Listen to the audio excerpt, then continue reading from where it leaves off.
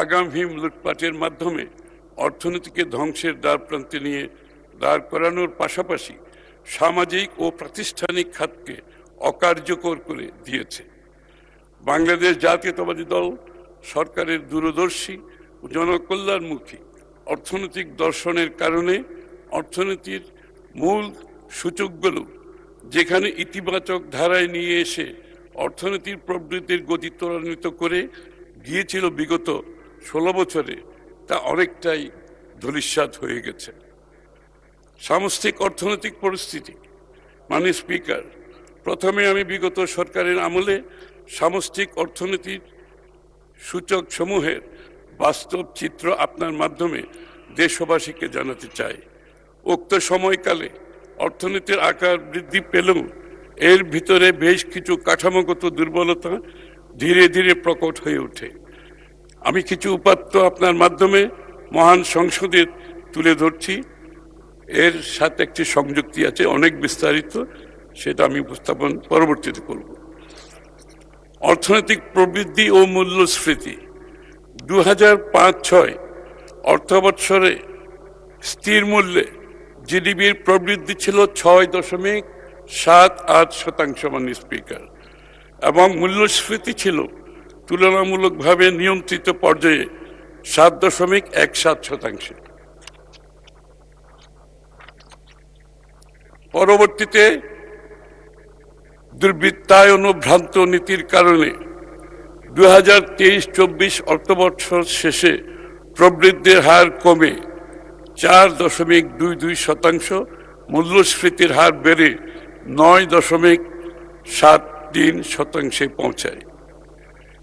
2005-06 সালে শিল্প খাতের প্রবৃদ্ধি ছিল 10.66%, 2023-24 সালে সেটা নেমে এসেছে 3.51%।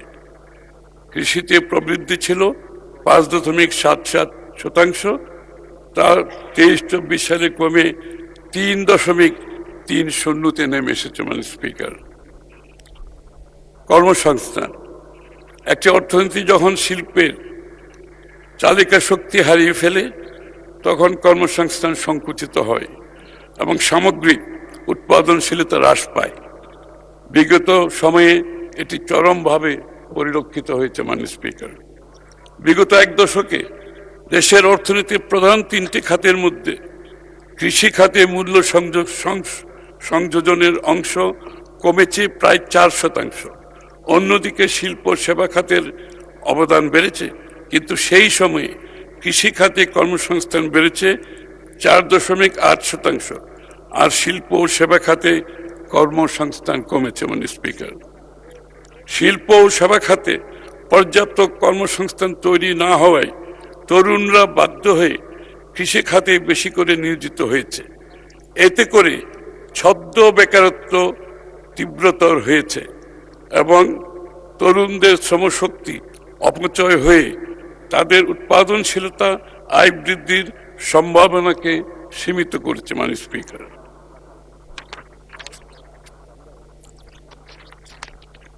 বর্তমানে কৃষি খাত মোট জাতীয় মূল্য সংযোজনের 11.6% যোগ করলেও মোট কর্মসংস্থানের প্রায় 41% এই খাতে নিয়োজিত। এই বৈপরীত্য কৃষি খাতে শ্রমের নিম্ন উৎপাদনশীলতাকে ইঙ্গিত করে এবং শ্রমবাজারের গভীর কাঠামোগত দুর্বলতাকে স্পষ্ট করে, এবং এটা কর্মসৃজনবিহীন প্রবৃত্তি, জবলেস গ্রোথের ঝুঁকিরই পরিচায়ক। সঞ্চয় ও বিনিয়োগ 2001-06 সময়ে বিনিয়োগ সঞ্চয়ের মধ্যে একটি সুস্থ ভারসাম্য বজায় রাখতে নীতি গ্রহণ করা হয়েছিল, মাননীয় স্পিকার, যেখানে জাতীয় সঞ্চয় জিডিপির 29%, 94% এবং মোট বিনিয়োগ ছিল 28.75%। 2023-24 সালে এই চিত্র উল্টে গেছে, মাননীয় স্পিকার। বিনিয়োগ জিডিপির 30.70% হলেও সঞ্চয় নেমে এসেছে 28.42%। বিনিয়োগ সঞ্চয়কে ছাড়িয়ে যাওয়ার অতিরিক্ত চাহিদা বৈদেশিক উৎস হতে সংস্থান করা হয়েছে, ফলে বহিঃখাতের উপর চাপ বেড়েছে। টাকার বিনিময় হার 2005-06 সালে প্রতি ডলারের বিপরীতে টাকার মান ছিল 67.2 টাকা। 2023-24 সালে সেটা হয়েছে 111 টাকা এবং 2024-25 সালে আরো বেড়ে সেটা দাঁড়িয়েছে 121 টাকায়। ক্রমাগত অবচিতির কারণে 15 বছরে টাকার মান প্রায় অর্ধেক হয়ে গেছে মাননীয় স্পিকার। ফলে আমদানি ব্যয় বেড়ে যায়, যা মূল্যস্ফীতিকে ত্বরান্বিত করেছে এবং সাধারণ মানুষের ক্রয় ক্ষমতাকে কমিয়ে জীবনযাত্রার ব্যয় বাড়িয়ে দিয়েছে কয়েক গুণ। মুদ্রা সরবরাহ 2005-06 অর্থ বছরে ব্যাপক মুদ্রা সরবরাহ M2 প্রবৃদ্ধি 19.3% ছিল এবং রিজার্ভ মুদ্রার প্রবৃদ্ধি ছিল 23.9%, যা অর্থনীতিকে প্রাণ শক্তির ইঙ্গিত দেয়। 2023-24 অর্থ বছরে এই চিত্র সম্পূর্ণ বদলে যায়। M2 প্রবৃদ্ধি কমে দাঁড়ায় 7.7%, রিজার্ভ মুদ্রার প্রবৃদ্ধি ছিল 7.9%। অভ্যন্তরীণ সম্পদ প্রবাহ জুন 2006 অভ্যন্তরীণ সম্পদের প্রবৃদ্ধি ছিল 19.5%, যা 2025 এ নেমে এসেছে 6.7%।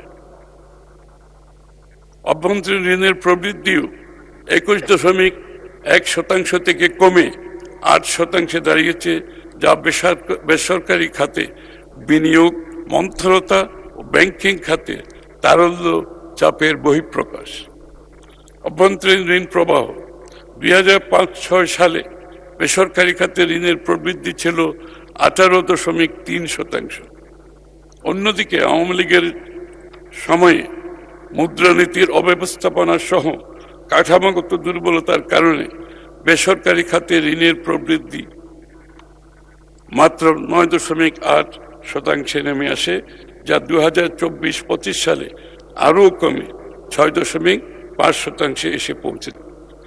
রাজস্ব আদায় বিগত সরকারের সময়ে রাজস্ব আহরণ ব্যবস্থায় কাঙ্ক্ষিত অগ্রগতি পরিলক্ষিত হয়নি। কর জিডিপি অনুপাত সন্তোষজনক মাত্রায় উন্নীত করা সম্ভব হয়নি এবং রাজস্ব ফাঁকি ও অপচয়ের কারণে সরকারের সম্পদ আহরণ সক্ষমতা সীমাবদ্ধ থেকেছে। 2005-06 সালে মোট রাজস্ব ছিল 439 বিলিয়ন টাকা, যা জিডিপির 8.2%। অন্যদিকে ব্যয় ছিল 11.1%। ফলে বাজেট ঘাটতি ছিল জিডিপির মাত্র 2.9%। মাননীয় স্পিকার, 23-24 সালে রাজস্ব বেড়ে 4,900 বিলিয়ন টাকায় দাঁড়ালেও জিডিপির অনুপাতে তা 8% স্থির থেকে যায়। অন্যদিকে ব্যয়ের পরিমাণ বেড়ে দাঁড়ায় 12.2%। ফলে ঘাটতি বেড়ে 4.05%।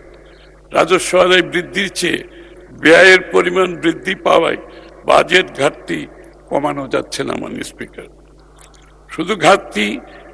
শুধু বাজেট ঘাটতি যে বেড়েছে তাই নয়, এ বৃদ্ধির মানও প্রশ্নবিদ্ধ। প্রকল্প ছিল অতিমূল্যায়িত এবং এগুলির সম্ভাব্যতা যাচাই ও বেশিরভাগ ক্ষেত্রে সঠিকভাবে করা হয়নি। বিগত সরকারের আমলে বাস্তবায়িত মেগা প্রকল্পগুলো এই ক্ষেত্রে বিশেষভাবে উল্লেখ্য। ফলশ্রুতিতে জনগণ সেই